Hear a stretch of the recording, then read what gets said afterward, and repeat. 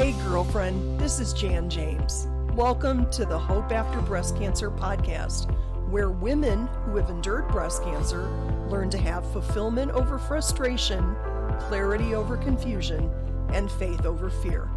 We tackle the issues that many of our sisters face after a breast cancer diagnosis, from brain fog to fear of recurrence, from menopause to sex after breast cancer. This is the place to learn how to have hope after breast cancer.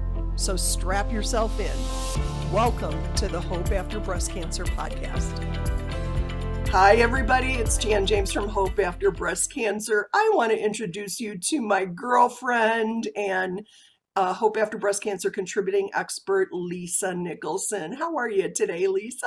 I'm doing good today, Jan. How are you? I am super well. I said, oh, I should have done something with my hair. Oh, well, it's come as you are, every day here, as you know. So that's okay. Hey, friends, I want to just tell you a little bit about Lisa. She and I met, I guess, a couple of years ago. It was through the Sex After Breast Cancer group, right, Lisa? I think so. Yeah. And I think you reached out to me and said, hey, I'm a master acupuncturist and, yada, yada, yada. And Lisa became one of our very first contributing experts.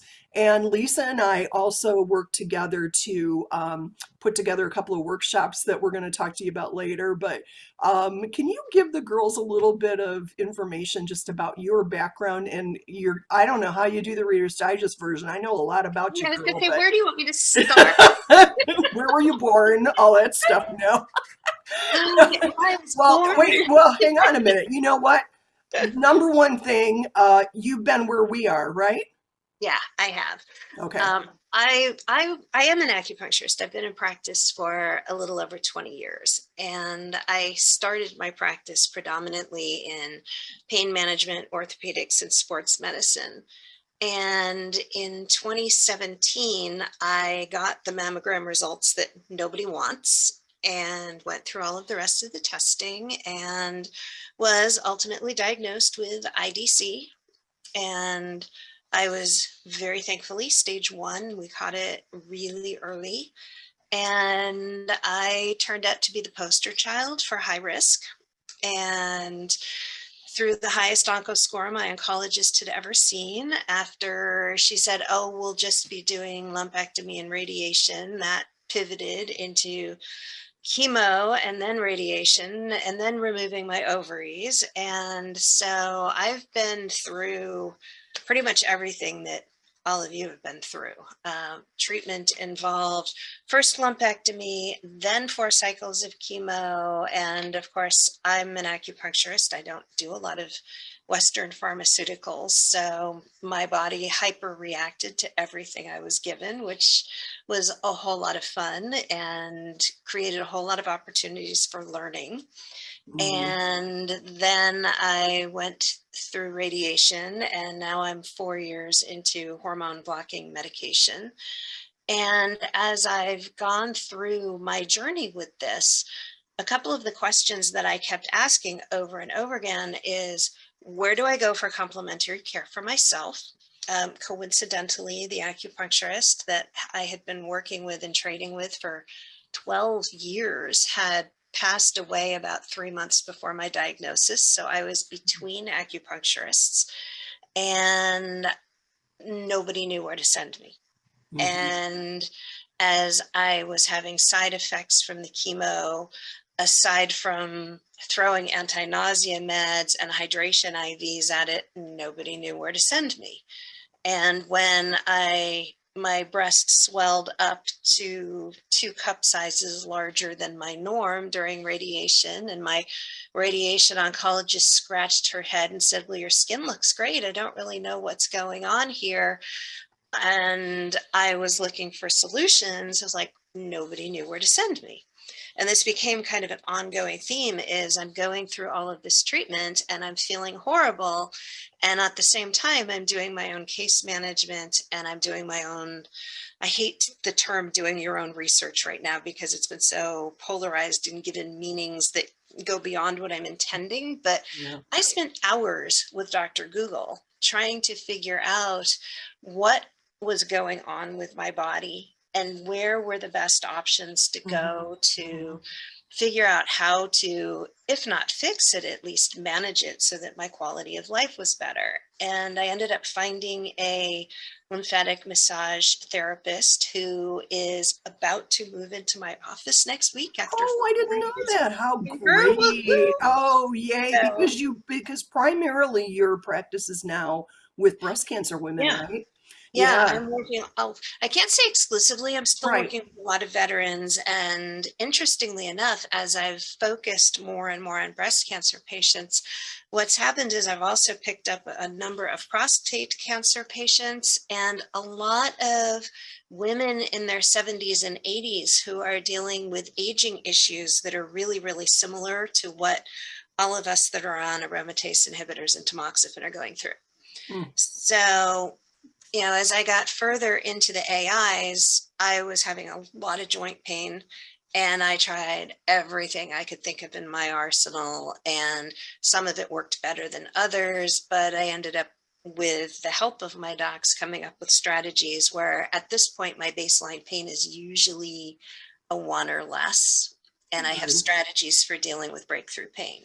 Hmm. Um, we talk a lot in the Sex After Breast Cancer group about sexual side effects, and vaginal dryness and atrophy were something I had been starting to deal with because I was already in menopause when Hmm. I went through this. But after starting on AIs after chemo, it was a whole different game. Hmm. And that was another, and at the same time that I was dealing with this, one of my patients came in who happened to be a younger breast cancer patient. She was in her 30s, and she was, I think she had had her ovaries removed, and she was on probably tamoxifen, and came in and just said, if I don't solve this problem, my husband is never going to have sex again, or at least not with me. And this was really concerning to her. And Hmm. that was the thing that really kind of lit a fire under me to say, okay, wait, it's not just me. And yeah, I've been married for 20 plus years, and my husband and I have other means of intimacy, and I would like that, but it's not as tragic at this point. But for somebody who's in her 30s, this is not okay that there are no solutions for Right, this. right. And so that sent me back to Dr. Google and down a whole other literature review rabbit hole Hmm. and a whole lot of product review rabbit holes, Hmm. and led to the course that is now up on Hope After Breast Cancer on managing vaginal dryness and vaginal symptoms naturally without hormones. Oh, Lisa, now come on. You called it Secrets to a Happy, Healthy Vagina, did you not? That's right, I did. It's been so long since I've looked at it. Just a little aside, you already know this, but for our audience, when my husband Greg was doing the editing of it, we'd be yelling across the house. We were working on Lisa's two workshops. One was called Secrets to a Happy, Healthy Vagina. The other one was Thriving Through Menopause Naturally. And, we'd be yelling across the house going, hey, is section 6 of vagina done yet? Or, we were yelling things like that. So good that we're empty nesters now. Well, and somewhere right around the same time, I collaborated with a couple of other women in my network locally, and we did a workshop that was a women's empowerment evening, and we had a fitness coach and a mindfulness coach and me, and we had about 20 women in my colleague's living room with hors d'oeuvres, and we all did these little pieces. And again, they were just like, wait a minute, you're so comfortable throwing around the word vagina. I was like, Well, well, yeah, we've all because got one. we've all got one, and I spend a lot Right. of time with my nose in books reading about all of the things that can and sometimes do go wrong with them. And you know what? That's one of the things, as we started to get to know each other a couple of years ago, I was super fascinated with your brain because, okay, yeah, so you're a specialist in acupuncture, but your thirst for knowledge and for you just love to research, you love to dig on different subjects, and your ability to, like, I am a layman for sure. The reason we have a panel of contributing experts is because I'm not an expert in anything except marketing, and so because that's what my career was in. But for you guys, I mean, the depth of knowledge that you have about like all things medical, and maybe not all things, but a lot of important things to us as a breast cancer community. It was just really, I mean, you gave me such a great education and have such an ability to really explain complex things in a very simple manner. So I think your workshops are brilliant, just brilliant. So yeah, thank you for doing those for us. Oh, you're welcome, and thank you.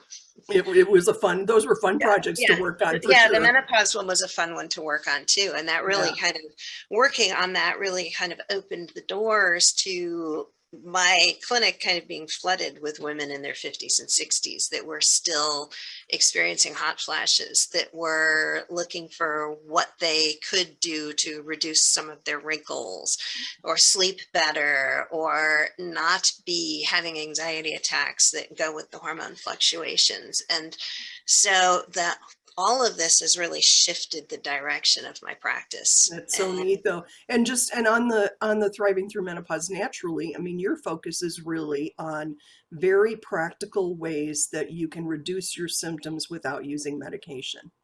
yep. And without using hormones, because when Mhm. I was thinking about that, the audience that I was visualizing as I was creating it was an audience of women who are not allowed to take hormones or anything that could stimulate hormones, not just hormone replacement, but even the herbals. It's like, as a Chinese medicine practitioner, we have lots of herbal formulas to deal with all of these symptoms. But when you start digging into what's known about those plants and how they're having the effects that they're having, there's a lot of question about how much they're actually increasing estrogen production. And so, from the perspective of a medical oncologist dealing with somebody who's got a hormone positive breast cancer, all of these things fall into the category of we don't know, and it may be increasing your risk too much. Stay away from it. Mhm. And, I've had conversations with pharmacologists and people who are duly licensed as Chinese herbalists and pharmacologists, and some are more concerned than others about this issue because of this neat little thing that in the cannabis world is called the entourage effect. Because plants have, any plant that you're talking about is going to have upwards of 150 to 600 active chemical constituents in that plant. Oh, goodness. And so when you look at one individual component against breast cancer cells in a petri dish and say it increases the estrogen activity of that cell, that tells you what that one molecule in isolation is doing, but it doesn't tell you what that whole plant is doing. And there might be 4 other things in that plant that block that response. But from the perspective of evidence-based medicine, we don't know. There's absolutely no research Mm. that substantiates what does this whole plant do at a cellular level in a human that's eating a human diet Mm. and living a human life where we're constantly expressing new genes through our personal experiences and epigenetics, et cetera, et cetera. And so how do you, out of abundance of caution, create a protocol that is helpful for somebody where these things may be fine, but may not be fine? And so rather than taking the risk of giving a bunch of stuff that may not be fine, let's figure out things that unequivocally are okay. Mhm. And maybe it's not a perfect solution, but it sure as heck is better than nothing. Right. And then for the people who don't fall into that category, there's a whole litany of other herbs and things that we can Mhm. bring into play. Right. I feel, when you and I first met, 2020, I guess, we had just started Hope After Breast Cancer as an effort to bridge the gap that I had come to know all too well between, going through treatment and then, ringing the bell or doing whatever you do, and then nothing. Then, like, no aftercare. And I just knew I was still suffering with lots of symptoms post treatment. And when I would go to my oncologist, for my periodic appointment and say, gosh, I don't know, like painful sex, wow, and she's like, oh, not my lane. And she wasn't being mean. And she and I have had a lot of different conversations about, hey, I'm here to kill the cancer. And that's all I can focus on. It's all I have time to focus on. So we're trying to bring different practitioners, under our umbrella, to just educate our women about different modalities that may be good for them. I was just thinking, I'm just talking out loud now, but I know that you have a tremendous knowledge and fascination with the cannabinoids, and we'll have to do a separate interview about that. But for purposes of this discussion for our women, I know many girls have gone to acupuncturists for different relief, but can you give us an overview about acupuncture and what you see in your patients that have breast cancer or are post breast cancer diagnosis and the ways that you can help them? Oh, absolutely. That'd be great. So, I mean, what I see with people coming in the breast cancer population is everything from scan anxiety to pre-treatment anxiety to being so amped up on steroids during chemo that they can't sleep and don't know what to do with themselves. I see neuropathy.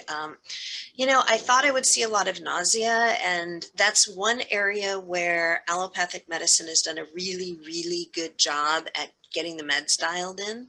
What does that So, mean, allopathic? your classic Western medicine, Okay, the gotcha. Thank oncologists you. and the Thank you. cancer I need an doctors. interpreter with you every once in a while.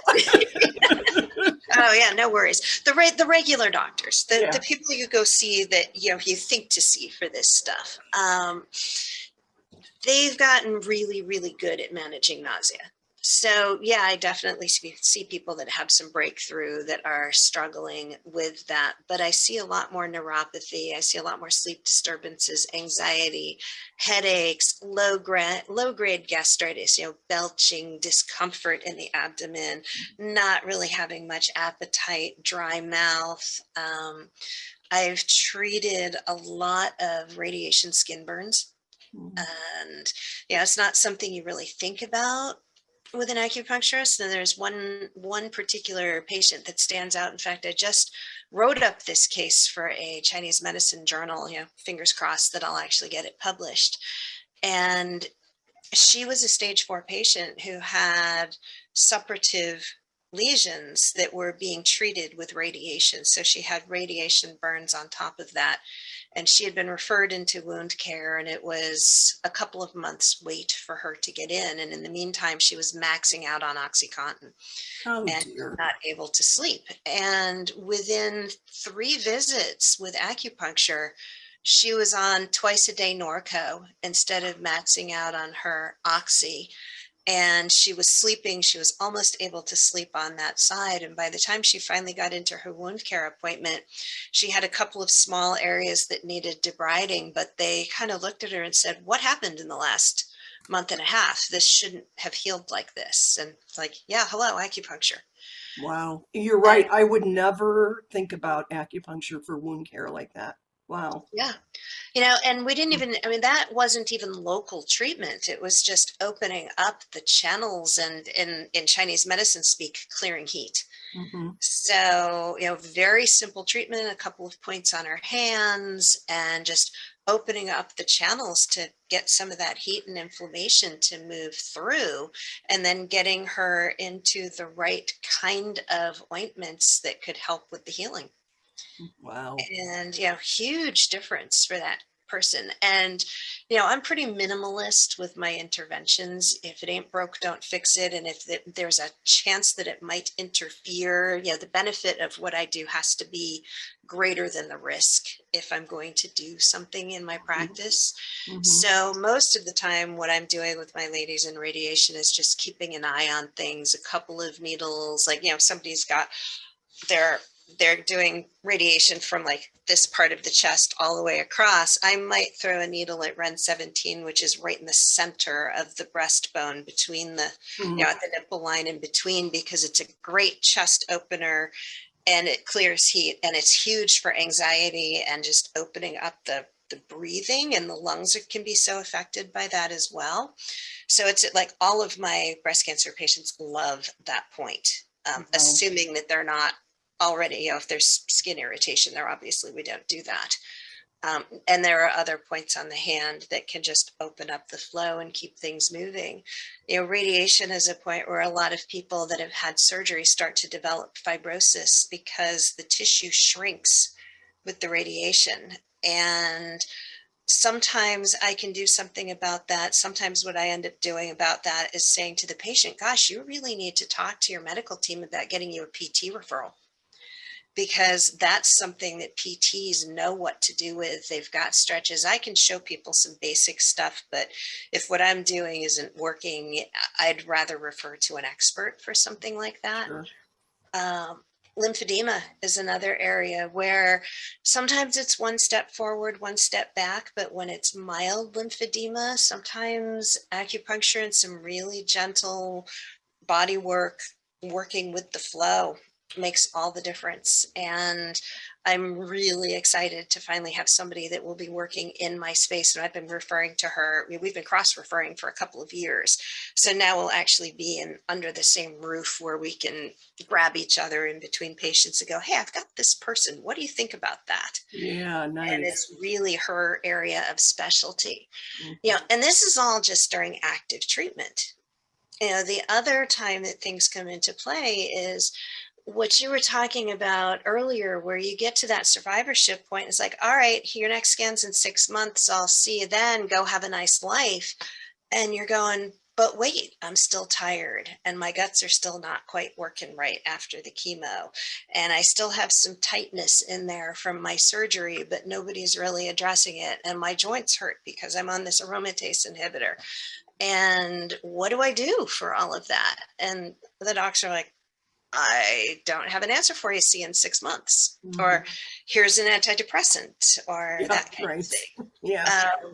And don't get me wrong, and I'm on a low dose of Hmm. duloxetine because it was the only thing that made a difference on my aromatase induced pain. And I worked with my doc on playing with that dose, and she was very open to me within certain, she gave me an upper and lower boundary and said, all right, whatever, play with it and see where your sweet spot is. And I ended up, with the max dose for this being at 60 milligrams, I ended up at 20. Wow. And that's, and I know it when I miss a couple doses. I Hmm. forgot that particular medication when I was traveling about, pre-pandemic 2 years ago. And holy cow, I was calling my pharmacy going, I need a stopgap, like 4 pills to get me back to California because I'm dying here. Yeah. And Oh, that wow. little bit was enough. Hmm. Wow. That's good. So That's a great story to hear too, because, we just tend to trust our practitioners and they're people too. And, you know your body best. And so 60 milligrams may have been almost an OD for you that may have brought on other symptoms that somebody, the doc would throw another med at or whatever. So, trying to figure out what does your body tolerate, how much do you need, is a really smart way to go too. I wonder if like non practitioner women would be able to have that kind of conversation with their well, doctors. probably not. And Yeah. that's another thing that I end up doing for my patients and also for my support group. Is I do run a breast cancer support group out of my clinic. And when these kinds of questions come up, what I end up doing is sitting down and saying, well, here's what worked for me, and here's the conversations that I had with my doc, and here's the kinds of things that I've discussed with other patients. So here's a list of questions for you and things to go back and talk to your team about. Hmm. There are certain medications that you have to take at the dose that you're being given because that's your standard of care for your cancer. And then there's all that other stuff that you're doing to mitigate symptoms. And maybe there's wiggle room for playing with doses on those things so that there are fewer side effects, but they manage what you're going in for. And so, people will be able to go back into their doctors with some good, well-formulated questions that they can ask that aren't necessarily threatening to the doctor. Because, Right. physicians don't always like when somebody like me comes along and starts Yeah. poking at the bear and going, well, wait a minute, what about? Yeah. And I'm educated enough about standard of care to have, and about the importance of doing the standard of care treatment, unless Mhm. you're so far outside of the standard deviation where that standard of care really isn't appropriate. And at that point, what I'm generally doing is saying, gosh, it seems like this isn't working well for you. Maybe it's time to get a second opinion, Mhm. and maybe a third opinion, and then bring all of those doctors together into a conference, because you're falling outside of where the standard of care seems to be working. So let's figure out another solution.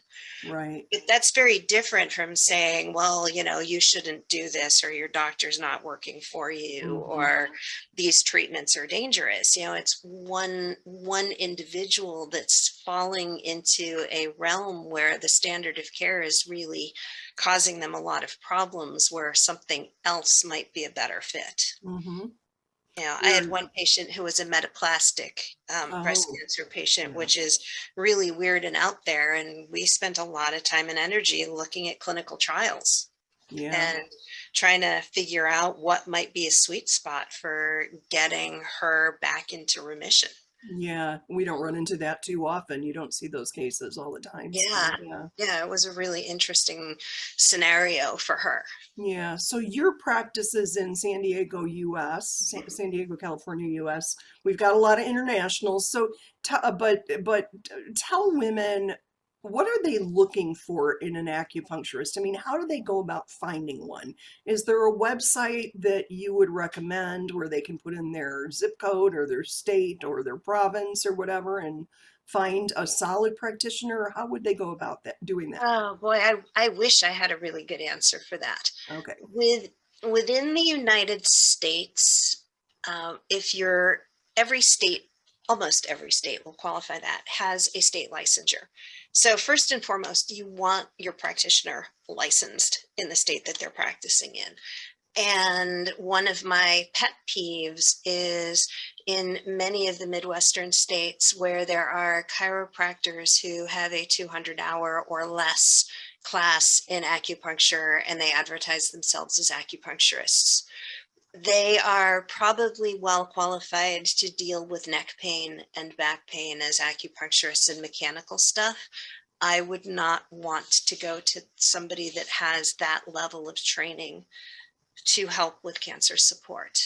Um, there is an organization called the Society for Integrative Oncology. That's what it is. That does have a website of member practitioners. And I believe that may be worldwide. I know that there are acupuncturist members of that organization from all over the world. Israel is really, really big on integrative oncology. And a lot of the research on Chinese herbs and medicinal mushrooms, not just the ones with psilocybin, but I'm thinking more like turkey tail and reishi, with where the beta glucans are being studied in terms of tumor death and those kinds of things. A lot of that's coming out of Israel. That's And exciting. Hey, can you speak for a second? Because I know a lot of the women that are watching this understand integrative medicine, but it's really coming on fast. I mean, I'm running into a lot of integrative practitioners just all over the place. But what is the concept of integrative medicine? It's new and it's actually sort of new, but really exciting to me to see that happening. so I think every practitioner from every discipline has a little different perspective of what integrative medicine means. So I'll give you what it means to me as a survivor and as a practitioner in the United States, which is pulling the best of both the allopathic traditional Western medicine treatments and complementary care and putting them together so that maybe, okay, you need to do chemo and radiation and surgery to get the cancer under control. But then how do we keep it from coming back? How do we manage lifestyle, and how do we improve quality of life when you're going through those treatments where your doctor doesn't necessarily have a good answer, but maybe your acupuncturist or your physical therapist or your naturopath or your chiropractor or your massage therapist or your nutritionist does. So to me, it's pulling all of those different disciplines together to offer sort of the best of what we all have to help an individual patient to get through their treatment, get into remission or no evidence of disease, and then have the best quality of life possible with whatever tools are in those collective toolboxes. If that makes, I mean, it's No, a big broad totally. brush. No, but that's totally, that's a great way to put it. The way that I personally think about it, and this is from, again, from a non-practitioner standpoint, is just that I find that the integrative docs that I've been working with are really after the root of the problem. They're not just willing to put a Band-Aid on it. And they're also not interested in providing a course of treatment that gives you more side effects that need to be Mhm. managed, right? It's just, Yeah. that piling on that I think we've all experienced through breast cancer treatment where, well, you better take the AI. You got to have a blocker because you were ER positive. So, oh, but that gives you XYZ side effects. Let's give you another med for that. That is, it's so ridiculous from just even from a logical standpoint. It makes no sense. But we are not informed that there is a different way. So for sure, you can go and search online in your zip code for integrative practitioners. And that's what that word means, that they would be digging deeper and they would be pulling in different kinds of treatment that are kind of out of the mainstream if that is what's right for you. So, I would encourage you to start looking for integrative practitioners for sure. I mean, things like omega-3 status. Your oncologist, unless they've done some very specialized outside of the box for an oncologist training, is not going to understand how optimizing omega-3 to omega-6 ratio is going to impact the opportunities for cancer genes to express or not express. Mm. But these are things that the integrative medicine community is very aware of. Vitamin D status is another huge one. And, we've all read the articles that say that there's a higher risk of all cancers when your vitamin D is low, but nobody is really talking in the standard medical community about, well, how low is too low? And Mhm. what does low mean, and where should, how much do you need to take to be optimized, and how frequently should you test to know whether you're getting too much?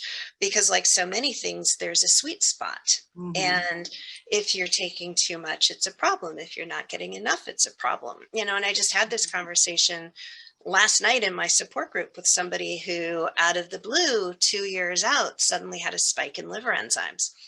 Yeah. And she's somebody who has been taking a lot of supplements. She's been Mhm. working with a naturopath, Mhm. and she went into freak out mode and she just quit everything cold Oh turkey and gosh. went out and retested a month later, and her enzymes were normal. So now we're trying to Mhm. figure out which of the 30 some odd supplements she was taking was causing that spike. Yeah. And So it's going to take some investigation, to figure yep, that out, right?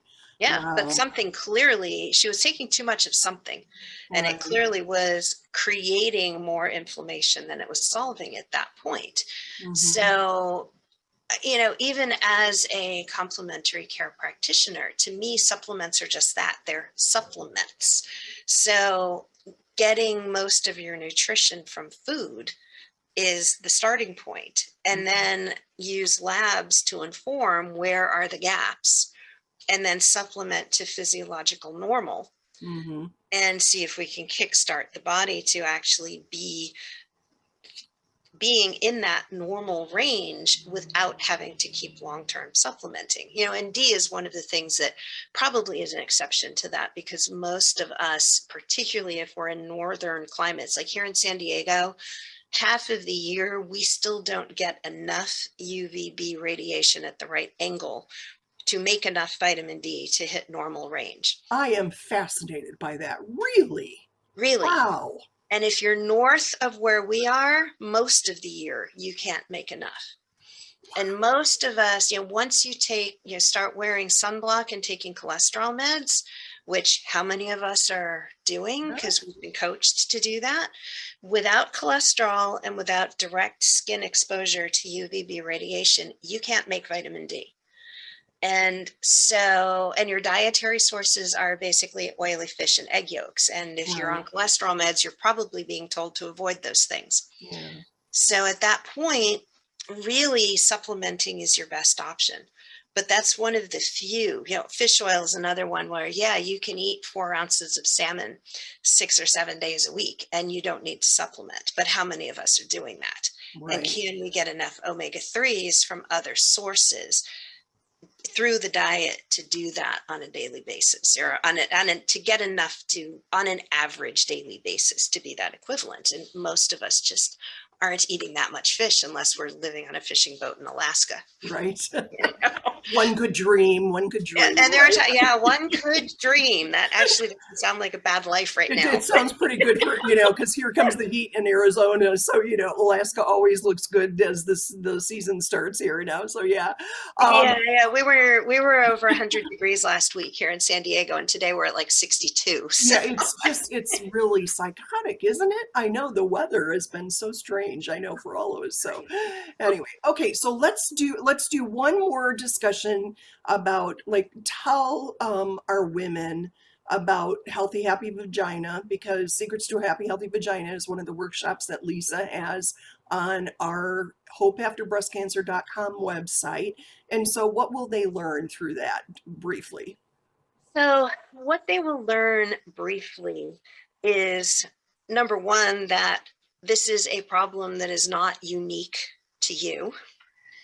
Number two, some really good strategies for managing the symptoms of dryness and improving both moisture and muscle tone, which is another big part, because muscle atrophy is just as problematic as moisture. And oh, by the way, muscle atrophy is an issue for all of us after menopause, whether it's chemically induced or going through it naturally, whether you're 35 or 75. And it's not just the vagina, but all of our muscles tend to atrophy as we get older, and we need to exercise all of them, including the vaginal muscles. Mhm. So we give you some strategies on how to do that. There are some product recommendations, because I spent a lot of time digging and testing things. And so I give you information on the things that worked for me. There may be some newer products on the market. Lord knows I have not experimented with everything out there, but I have to say the experimentation I've done so far, what's in this workshop, is still standing up as my favorites. Mhm. And I think that covers the bulk of it. No, that's awesome. And it's both of the workshops, Secrets to a Happy Healthy Vagina and Thriving Through Menopause Naturally, are an hour to an hour and a half. So they're not super long, but they are jam-packed full of information. Now, on the menopause workshop, can you speak a little bit to that? Yeah, that one we're talking about all the other symptoms of menopause. So really focusing on the hot flashes and the night sweats and the sleep disturbances, and again, giving some information about the mechanisms and what's happening there, and then some strategies that you can take home and use pretty much immediately to start helping you cool down when you're overheating, to get that temperature regulation back under control, and to manage those symptoms so that you can actually go back to living and not worrying about how many layers you're carrying. It was, I have to tell you, helping kind of put that together and just going through it myself, it was just, both workshops were just brilliant, I thought. And I just learned a ton about both what you know as a practitioner and what you had come to know, because you are also a gal who's endured breast cancer. So we appreciate you putting those together. So, well, thank you It's kind so of an much. adventure to, Yeah, and I've gone through this in my own body and go, because everything that I teach at this point are things that I have taken from a textbook or a literature search and then tried personally right. and looked at what's worked, what hasn't worked. Okay, I'm a sample size of one, so what works for me isn't necessarily what works for everybody, but at least I have a kind of a baseline of how I think it works. Yeah. And then can coach and counsel on, well, gosh, try it and see. If you experience this, it's probably not the right thing. If you experience that, ooh, awesome, this is going to be a good thing for you, keep going. Right, right. So it's all personal experience in addition to all of that knowledge. You bet. No, that's awesome. Well, thank you for spending time with us today. Ladies, if you go to the Hope After Breast Cancer website, there's two different things I want you to take a look for. If you go to the About section and then the Meet Our Experts page, you'll be able to read more about Lisa and her practice and be able to contact her that way. And then the workshops are under the Workshops tab. So just click on Workshops at the top of the website and you'll see both of them listed there. So feel free to participate in those if those are things that you think will help you. And we're so grateful that Lisa put them together for us to offer.